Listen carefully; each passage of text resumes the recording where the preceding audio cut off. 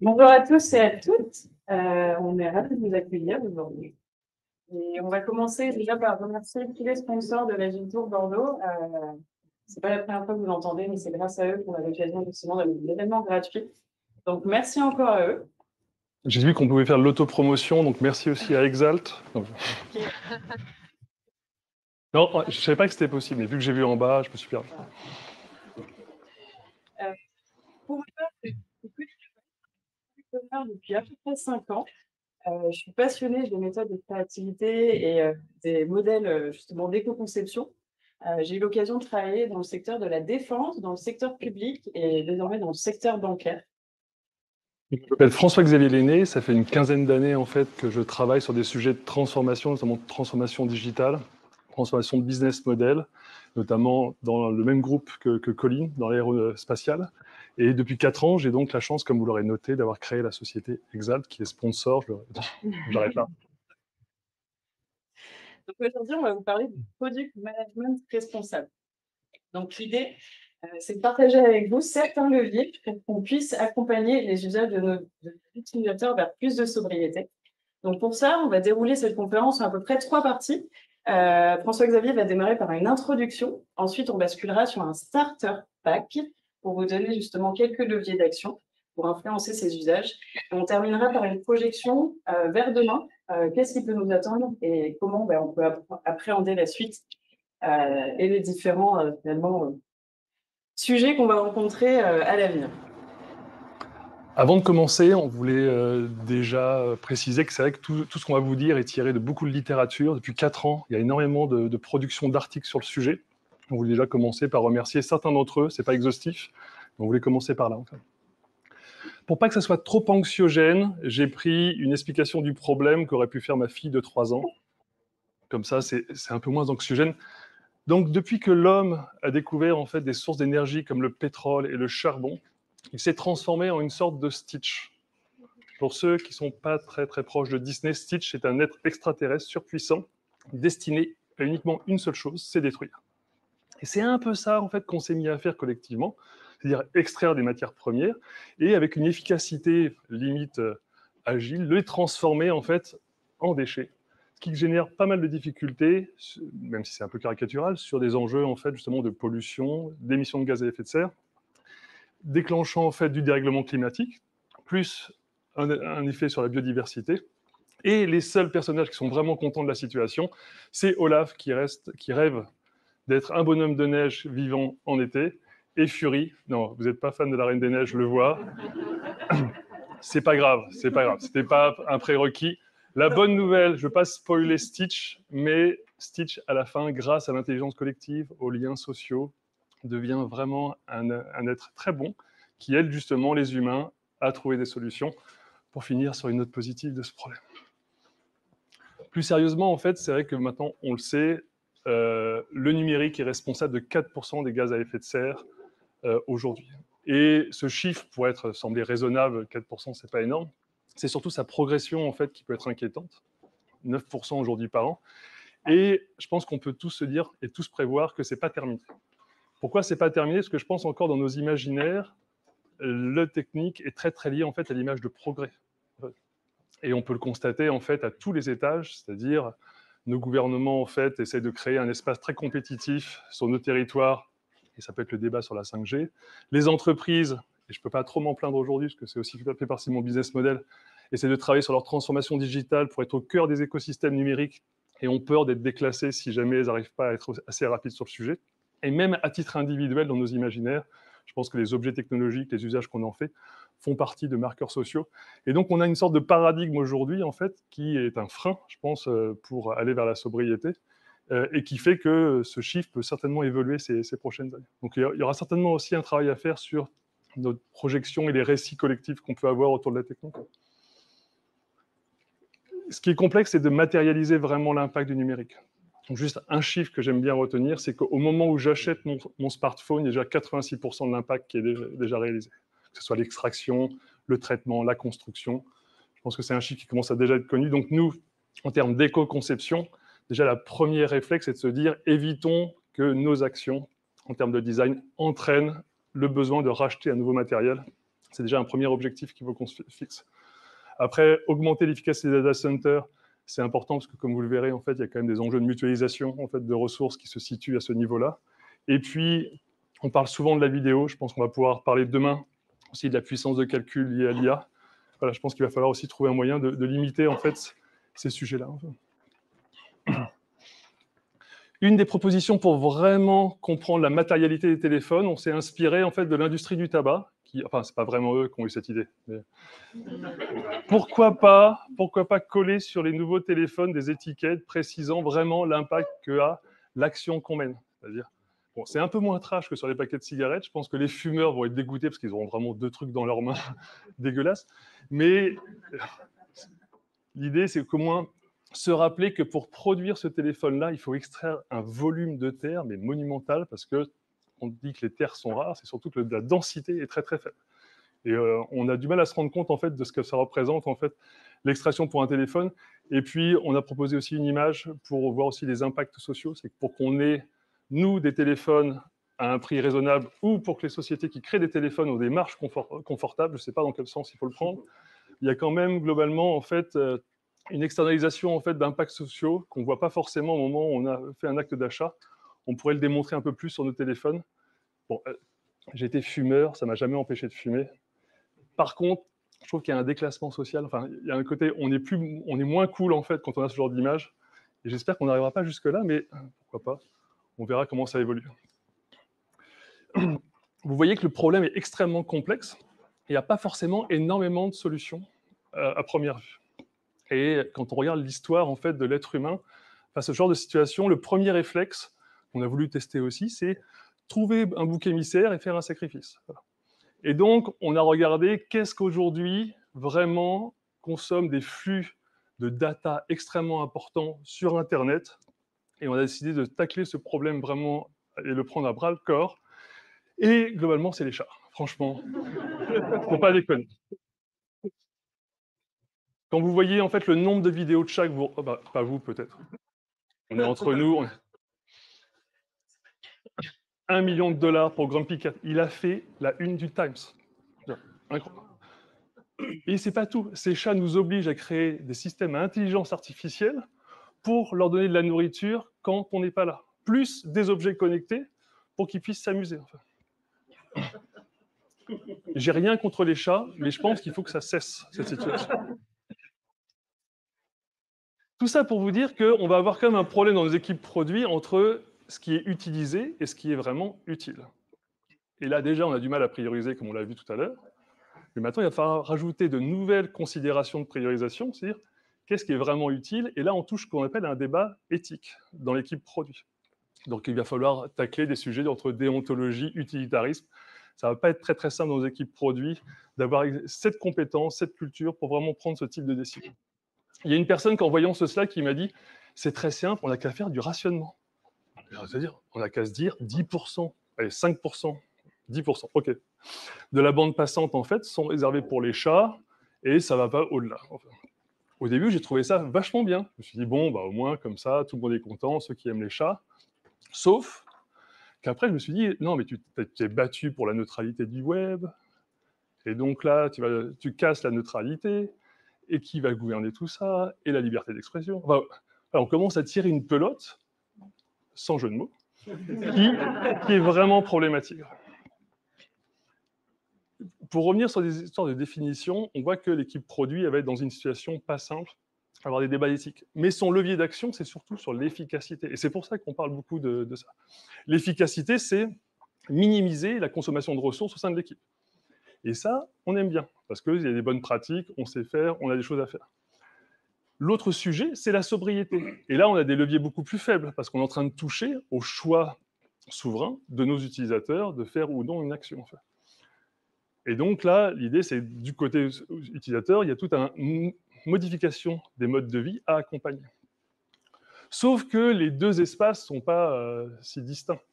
Quand vous êtes une équipe produit, vous ne passez pas juste votre temps à répondre à des problématiques, à des besoins. J'ai rajouté Caprice, parce que bon, j'ai une application pour me faire livrer ma bière chez moi. Ce n'est pas vraiment un besoin. Voilà, c'est plutôt un caprice, parce que je suis comme une vieille feignasse. Vous voyez bien qu'on ne passe pas notre temps uniquement à faire ça. On a aussi tout un travail de marketing, d'influence aussi systémique sur le fait qu'on cherche à générer du désir auprès de nos utilisateurs, trouver des modèles d'affaires incitatifs. Et donc, on a bien, nous, en tant qu'équipe produit, on n'est pas les seuls, une influence sur le sujet. Et on va se retrouver dans un problème qu'on aime bien, qui est l'œuf et de la poule, et comment on arrive à activer tout ça. Juste un mot sur l'efficacité. C'est vrai que je voulais quand même rappeler que c'est un problème qui est compliqué, mais pas polémique. Consommer moins de ressources, tout le monde aime bien. Ça coûte moins cher, on gagne plus d'argent. Donc, en fait, on n'aura pas de mal en fait, à mettre en place l'efficacité. Il y a tout un ensemble en plus de bonnes pratiques. Donc, moi, en tant qu'ingé, j'adore. Je dis très bien, mutualisation des ressources, zéro trust cybersécurité, du clean code, on tue les features, on fait du CI/CD, j'ai mes environnements de test à la demande et ils ne sont pas instanciés toute l'année. Ça, tout ça, je pense qu'on sait faire et il faut continuer à le faire parce que ce n'est pas simple. On n'arrive déjà pas à le faire aujourd'hui en product management parce qu'on a des problèmes de legacy, des problèmes de compétences, des problèmes parfois de volonté. Mais en tout cas, ce n'est pas vraiment un sujet polémique et c'est d'autant moins polémique que les motivations en fait, pour faire ça ne sont pas uniquement écologiques. Je vous cite un bouquin que j'aimais beaucoup à l'époque où je travaillais dans une digital factory. Et comme vous pouvez voir sur le titre, l'idée, c'est de créer une organisation exponentielle. Ce n'est pas de se poser la question des limites. Voilà. C'est vraiment faire un maximum de business. Et quand on arrive à faire de l'efficacité sans se poser la question des limites, on arrive sur ce qu'on appelle l'effet rebond. C'est-à-dire qu'on va permettre, on va donner en fait la possibilité de faire de plus de consommation parce qu'on crée un objet qui est moins cher. C'est l'exemple de la voiture, on consomme moins, on fera plus de kilomètres. Donc, se poser la question des limites est vraiment le sujet, peut-être le plus dur dans l'équipe produit, mais c'est vraiment le sujet à tacler. Et c'est le sujet, justement, qu'on vous propose d'adresser juste après avec Colline. Et la mission qu'on s'est confiée, c'est comment accompagner, justement, les utilisateurs vers cette sobriété et sans les perdre. Parce que si on commence à les perdre, on va se trouver dans le dilemme de l'innovateur classique et de se dire, à un moment donné, on va arrêter les initiatives parce qu'on perd du business et on n'arrivera pas à avancer. C'est ça. Donc, pour accompagner nos utilisateurs, c'est vraiment le premier, c'est de se questionner. Avant de se lancer, on va dire, on va essayer déjà de passer par une phase de questionnement, de comprendre le problème, essayer aussi d'en mesurer la complexité, se poser les bonnes questions. Aujourd'hui, on ne peut plus réduire finalement la situation à un seul phénomène ou à un seul événement.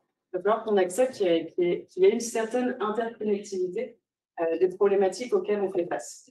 Donc, il y a des méthodes comme l'évaluation du bilan carbone qui sont de plus en plus répandues au sein des entreprises. Il y en a certaines qui en ont l'obligation et d'autres en ont même fait leur business model. Donc, c'est une mesure qui est très utile et c'est souvent considéré comme la première étape à passer avant de se lancer dans un plan de transformation qui serait plus résilient et plus durable. Après, ça reste assez complexe à mesurer et c'est cet aspect systémique finalement qui est très complexe à appréhender. Et au niveau de l'équipe, à la granularité finalement d'un produit ou d'un service, c'est encore plus complexe. Donc, on a des méthodes type analyse du cycle de vie qui sont aussi répandues, donc on va passer à ACV. Donc, ça va être assez complexe aussi à appréhender au niveau de l'équipe.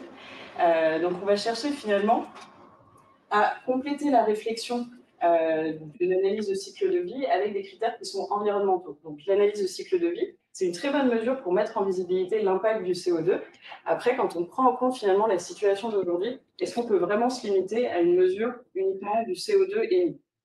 Donc, tout l'enjeu, il va vraiment être d'intégrer dans la réflexion des critères qui sont par essence environnementaux en fonction de son équipe, de son produit, et vraiment avoir des discussions autour des valeurs qu'on pourrait impacter et aller vers plus de durabilité. Donc ça, déjà, c'est la première étape, c'est de se questionner, c'est de poser le problème. Et une fois qu'on a commencé à prendre conscience du problème, on va pouvoir s'interroger justement sur son produit, sur son équipe et sur son organisation. Ça fait du bien en le disant, en fait, ça peut paraître évident, mais la base quand même qu'on considère, c'est de passer en organisation de produits. Et je ne dis pas ça uniquement parce que je vends des prestations pour aider les entreprises à le faire, c'est vraiment nécessaire pour qu'on puisse commencer à travailler sur ces sujets-là. Pourquoi les organisations de produits? Parce que normalement, quand on passe dans une organisation de produits, notre réflexion, elle n'est pas de shipper des features en prod, elle est vraiment de comment j'augmente la capacité de mes utilisateurs par tous les moyens possibles. Donc on sort également de la réflexion de l'informatique est le seul moyen de répondre à ces besoins. Ça permet également d'intégrer peut-être plus le marketing, la communication dans la réflexion pour bien expliquer nos choix.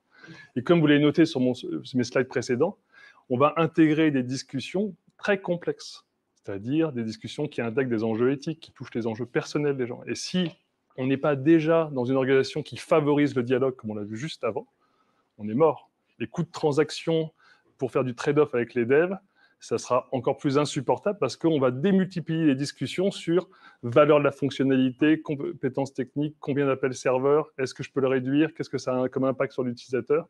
Donc, passer déjà dans l'organisation produit, c'est vraiment la base. Et l'idée, c'est de rajouter une surcouche. Alors, éthique, c'est peut-être un grand mot, mais pour ajouter des ateliers sur justement des nouvelles manières de prioriser. J'aimerais vous poser une question et en ligne, n'hésitez pas aussi à interagir avec nous. Combien d'entre vous ont déjà lancé ou contribué à la mise en place d'une fonctionnalité dont il a questionné l'intérêt utilisateur? Bon. Le conseil est clair. On a un petit peu cette fâcheuse habitude de se dire que quand un produit ne fonctionne pas, on va rajouter des choses.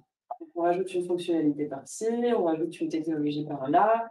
Et puis, il y a peut-être notre direction qui a une bonne idée en se levant un matin, disant qu'on pourrait rajouter ça sur le site Internet pour augmenter le trafic. Donc, on tente, on va rajouter. Et finalement, on rajoute des surcouches et des surcouches de nouvelles fonctionnalités, de nouvelles technologies. Et avec ça, on fait des super mises à jour. On met nos applications sur les stocks. Elles sont encore plus puissantes, elles sont encore plus performantes. Et elles vont pouvoir fonctionner sûrement sur un iPhone 16, un iPhone 17, un iPhone 18. Et puis, notre utilisateur, au bout d'un moment, il aura tellement envie de voir notre nouvelle mise à jour qu'il va finir par s'acheter un iPhone 18. Donc, c'est un petit peu ça le problème, c'est que le problème, c'est le toujours plus. Et le toujours plus, on se rend compte que c'est rarement mieux. Et en rajoutant des surcouches, on tombe dans l'obésité fonctionnelle ou dans l'obégiciel. Et ces notions-là, elles sont étroitement liées avec l'obsolescence programmée. Donc, pour réduire ça, on va essayer pour contrer cette obésité fonctionnelle, on va essayer justement d'analyser le parcours utilisateur et de le rationaliser.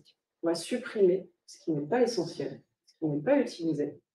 Et on se rend compte aujourd'hui, il y a un constat qui est très clair. Il y a 65% en moyenne des fonctionnalités qui ne sont pas utilisées sur les sites Internet ou les applications. Donc, on se rend compte avec ce chiffre qu'on peut peut-être faire un petit régime. Donc, l'idée, c'est de limiter l'expérience utilisateur à certains usages, sans le contraindre, bien sûr, mais c'est de chercher justement à rationaliser un petit peu cette expérience. Et il y a un exemple qui est très intéressant, qui est celui de Solar Low Tech Magazine, qui, comme son nom l'indique, c'est un site internet qui est basé sur de l'énergie solaire. Vous imaginez, pas de production solaire, pas de site.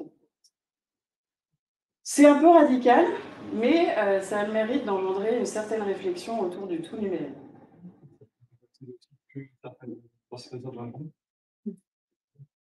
Donc c'est un exemple qui est très intéressant. Et voilà, pour qu'on essaye de réduire, aujourd'hui on rajoute, mais ce n'est pas une solution. Et pour contrer l'obésité fonctionnelle, on va devoir se poser la question d'utilisateur. On va essayer de les comprendre. Donc, il y a des méthodes qui sont très utiles, les méthodes de recherche utilisateur, de design thinking. Encore faut-il prendre la peine de les appliquer. Et finalement, ces méthodes, est-ce que ça nous permet vraiment de comprendre ce qui influence nos usages et ceux de nos utilisateurs? Il y a Sébastien Boller, écrivain et neuroscientifique, qui a analysé notre cerveau.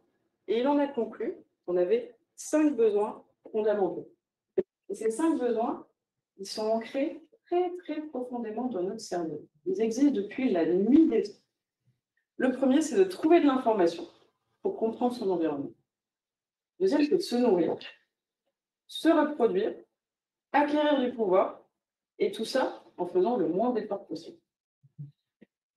Donc ces 5 besoins, dès qu'ils sont satisfaits, ils sont récompensés par un petit shoot de dopamine. Donc, ça nous a servi pendant des années, surtout quand on vivait dans la savane, pour trouver de l'information, pour se nourrir, et donc pour survivre. Le problème, c'est qu'aujourd'hui, ça agit complètement à nos dépens. Ça nous met dans une galère monstrueuse, ce cerveau, ce fonctionnement de cerveau. Parce que cette zone-là, qui, justement, influence ces 5 besoins, ça s'appelle le striatum. Et dès qu'on a un besoin qui est satisfait, hop, on a un shoot de dopamine. Donc, c'est top, hein, mais le problème, c'est que ce striatum, il ne sait pas se limiter. Et il ne connaît pas la notion de limite. Tout ce qui l'intéresse, lui, c'est la gratification instantanée. C'est ce petit shoot de dopamine. Donc, dans nos sociétés qui sont ultra outillées, ultra technicisées, finalement, on a mis en place des technologies qui sont orientées vers la satisfaction de ces 5 besoins. Donc, si je peux commander un burger bien gras, proposer un date Tinder, donner sur les réseaux sociaux, poster un selfie et obtenir des likes, tout ça sans bouger de mon canapé. Que demande le peuple? Et sans vraiment se poser de questions, en fait, on est monté dans un train qui avance à toute allure vers un monde où on va se retrouver avec des frigos qui parlent. Donc, on ne va pas s'étaler sur le sujet de la surinformation, du narcissisme de masse, théorie de l'attention, de l'obésité, toutes ces problématiques de société. On ne va pas s'étaler là-dessus. On mentionne Sébastien Boller parce que son analyse est très intéressante. Elle nous permet aussi de comprendre que la marche à franchir pour influencer nos utilisateurs est énorme.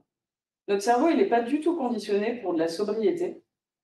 C'est pas parce qu'on explique à nos utilisateurs pourquoi il faut changer ou comment il faut changer qu'ils vont le faire. C'est pas parce qu'on explique à un fumeur qu'il faut arrêter de fumer qu'il va arrêter. Donc, la marche à franchir, elle est énorme. Il va falloir qu'on ait une certaine discipline. Une certaine discipline pour qu'on puisse chercher l'abondance. Qu'on puisse chercher. Qu'on puisse pas chercher l'abondance. Donc l'idée, c'est voilà, déjà. C'est ton striatum qui. Voilà. C'est pas bête. Le problème, c'est que sans striatum, on n'a plus d'effet, on n'a plus d'envie, on n'a plus de petits shoots de dopamine. Donc, l'idée, c'est déjà de comprendre un petit peu ce fonctionnement du cerveau et d'instaurer une certaine discipline pour qu'on puisse justement influencer ces usages. Et donc, la marche à franchir, elle est énorme. Et tout ce qu'on a trouvé, on n'a pas forcément de solution miracle, c'est de feinter nos utilisateurs. Donc, le premier levier, c'est ce qu'on appelle le nudge, ou coup de pouce en français.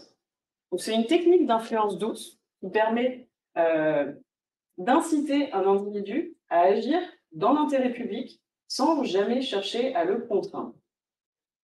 Donc, on va essayer finalement de limiter l'usage de certaines fonctionnalités, et notamment certaines fonctionnalités qui sont ultra consommatrices, mais qui semblent essentielles pour nos utilisateurs. On a un bon exemple, qui est celui de France TV, où on a des lead UX qui ont travaillé sur le positionnement du moteur de recherche. Le moteur de recherche, en particulier, c'est une fonctionnalité qui est très, très consommatrice. On ne s'en rend pas forcément compte, hein, derrière son ordi, quand on recherche là, on sait plus regarder ce qu'on a fait, tout ça. Donc, il y a France TV qui a réfléchi justement à les lead UX qui ont travaillé sur ce sujet, ont retravaillé le positionnement pour pouvoir aussi, et son fonctionnement, pour pouvoir atterrir sur une page de recommandation et donc éviter la recherche par autocomplétion. Donc, on va vraiment chercher à limiter l'usage de certaines fonctionnalités. Tout ça sans chercher à contraindre l'utilisateur. Donc, on le feinte un petit peu, mais ça nous permet aussi de réduire notre impact. Il y a un deuxième levier qui est celui de créer votre différenciation. Donc forcément, en allant à l'encontre des modes actuels, vous allez forcément faire la différence. Mais ça, il faut vraiment le considérer comme une force. Créer une identité, une image de marque qui est originale et particulière, en jouant par exemple sur les images, sur les vidéos, sur le design même de votre produit, ça a un effet positif et on l'a bien vu, ça marche très bien sur notre cerveau. Ça. On adore, nous, faire partie d'un mouvement qui est cool. On adore justement faire partie aussi d'une identité communautaire. Et il y a l'exemple de Dalkia qui est intéressant, Dalkia, qui a revu tout son site internet et il est entièrement éco-conçu. Ils ont drastiquement revu le nombre de pages et ils ont drastiquement réduit l'impact du site. Et ils communiquent à leurs utilisateurs lors de leur connexion via des petites pop-up, en expliquant que non, leurs graphistes, ils ne sont pas en vacances. Ils Ils ont juste travaillé de manière à ce que le site soit le plus sobre possible. Et ça, vraiment, ça fait la différence. Il faut jouer là-dessus. Il faut pouvoir créer justement une identité communautaire et faire de la différence en dirigeant justement et en se dirigeant vers ce type de méthode, en faire une force. Donc ça, c'est 2 leviers qui sont intéressants pour feinter ces utilisateurs. Mais il ne suffit pas de faire quelque chose de cool ou de lancer un mouvement voilà, que les gens suivraient. L'idée, c'est aussi de mesurer l'acceptabilité et de trouver le bon équilibre. Donc, si on a des utilisateurs qui sont plutôt dans cette zone, par exemple des utilisateurs qui ont l'habitude d'utiliser des outils ultra puissants ou ultra performants comme TikTok, ça va être quand même difficile de les faire arriver dans cette zone-là vers quelque chose de radicalement différent, comme vous mentionnez le Solar Tech Magazine. On ne va pas pouvoir les faire passer de TikTok à un site internet qui n'est pas accessible peut-être 7 heures par jour. Donc l'idée, tout l'enjeu, ça va être vraiment de travailler en organisation produit, avec le marketing, avec la communication, pour essayer de trouver jusqu'où on peut aller pour pouvoir amener nos utilisateurs vers plus de frugalité. Donc, s'ils sont là et que notre objectif, c'est d'aller tout en haut, faire quelque chose voilà, avec des interactions qui sont complexes, mais dans une sobriété qui est maîtrisée, ben, ça va être travailler en organisation produit et trouver le bon équilibre entre le niveau de sobriété que j'apporte et l'acceptabilité de nos utilisateurs. Et ça peut être fait par des tests réguliers. Donc, on teste et on confirme que le niveau de sobriété apporté est bien acceptable pour les utilisateurs. Et tous ces sujets, ça nécessite quand même des nouvelles compétences. On parle d'éco-conception, on parle de numérique responsable, on parle de plein de choses. Déjà, il faudrait savoir de quoi on parle.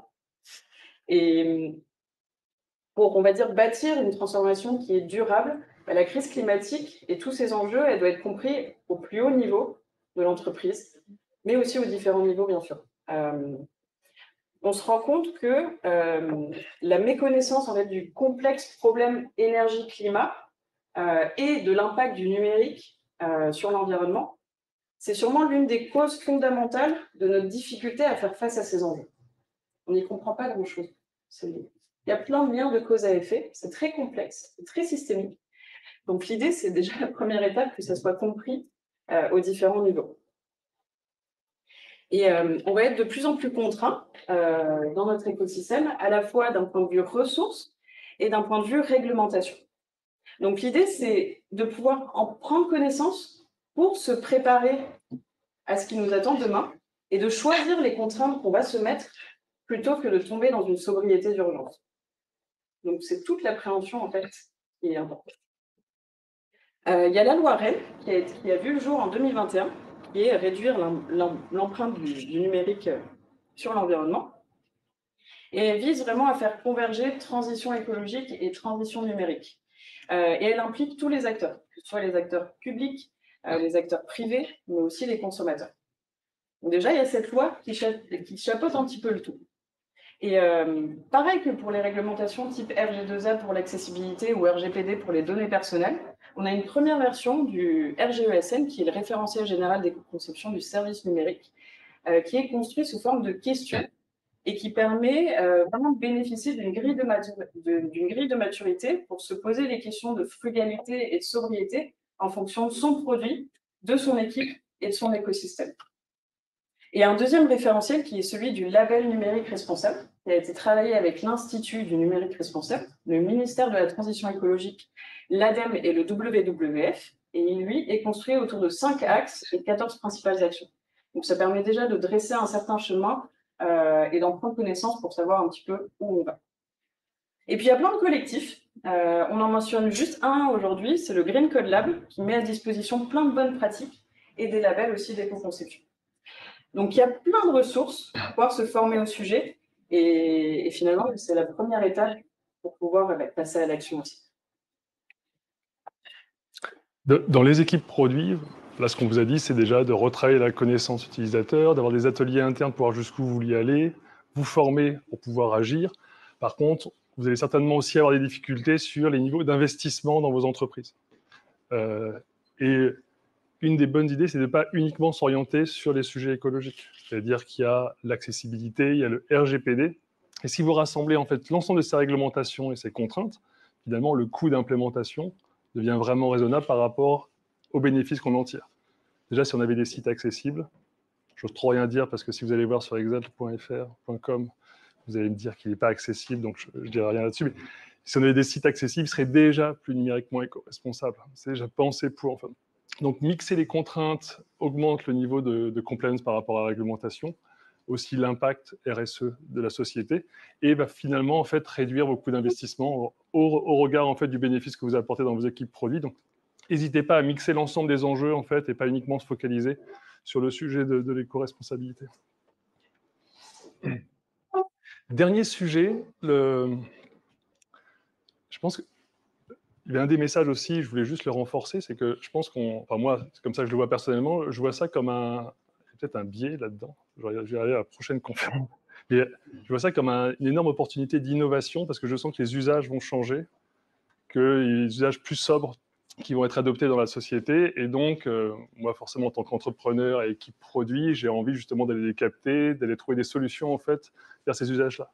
Mais c'est un tout nouveau monde, en fait, où je pense que personne aujourd'hui peut se rendre compte de ce qu'on va vivre demain. Et je pense qu'il était important aussi qu'on puisse justement essayer de construire des récits en commun. Il y a déjà la Solar Punk qui est déjà lancée. Peut-être qu'on aura le Low-Tech Punk qui va commencer à devenir un courant beaucoup plus développé en fait, que ça peut l'être aujourd'hui. Mais je pense qu'en termes de science-fiction, c'est bien qu'on ait des imaginaires communs pour aussi être un peu plus prédictibles et se dire, voilà, qu'est-ce qu'on pourrait vivre ensemble en termes d'usage. Et je ne pense pas qu'ils soient encore identifiés, qu'on puisse déjà les imaginer aujourd'hui. L'autre sujet, en fait, c'est qu'on voit qu'on est dans des effets réseau aujourd'hui qui nous contraignent à utiliser certains types de technologies. Voilà, j'ai essayé de sortir de WhatsApp, je n'ai pas réussi. Voilà. J'y suis revenu gentiment parce que j'étais seul. Voilà. Non mais voilà. Et donc à un moment donné aussi, on a la compétence en fait. On sait faire des plateformes bifaces, on sait créer des effets réseau, c'est notre métier en fait. Voilà. On le fait pour d'autres business models. Je pense qu'on peut aussi réfléchir à ça, créer d'autres effets réseau plus bénéfiques. Et on a aussi la culture de l'open source en fait chez nous. Et donc ça s'appelle un commun. Et je pense que demain, générer des communs, savoir les gérer, ça va devenir un gros enjeu en fait de la sobriété. Donc on sait le faire en fait sur nos codes, on voit que c'est aussi d'un point de vue physique que ça commence à se développer. On voit qu'il y a des technologies open source qui peuvent être utilisées pour créer d'autres réseaux. Je vous ai cité une monnaie à base de Bitcoin éco-responsable qui est la June. Je ne parle pas du fond, mais déjà en fait on voit que la technologie peut générer en fait des réseaux. Je pense qu'on a toutes les compétences et les savoir-faire en fait pour justement contribuer à ces futurs récits. Et c'était un peu le message que par lequel je voulais finir. Enfin. Dernier, oui, en termes de réseau, justement, le sujet, c'est, on voit qu'on a un énorme challenge, en fait, de compétences, et donc, on voulait vraiment, avec différents collectifs, en fait, essayer aussi de contribuer à faire de l'apprentissage par les pairs sur ces sujets-là. Le chemin va être long, je pense qu'il y a beaucoup de choses, en fait, qui vont être découvertes dans une entreprise, et l'idée, c'était aussi que nous aussi, on puisse contribuer à se mettre en réseau, et on se proposait justement d'organiser 5 événements, en fait, par an, à base d'apprentissage par les pairs. On est en partenariat avec une société qui est spécialisée là-dessus, pour justement pouvoir échanger et voir comment évolue. Et bien entendu, tout mettre ces sujets en open source, parce que si une compétence peut servir justement à résoudre un enjeu aussi important, on ne va pas la privatiser. Donc, on a mis un scan, en fait, si vous voulez vous inscrire au Meetup. Je sais qu'il n'y a pas trop de réseau ici. Donc, on a mis aussi une solution papier à l'ancienne, si vous voulez inscrire votre adresse email, vous n'hésitez pas. Et le nom, il n'est pas définitif, mais on voulait justement marquer en fait, le fait qu'on voulait vraiment s'intéresser à la biodiversité et donc à la préservation des bugs, non pas dans notre système, dans l'écosystème. Voilà. Et je crois qu'on va terminer.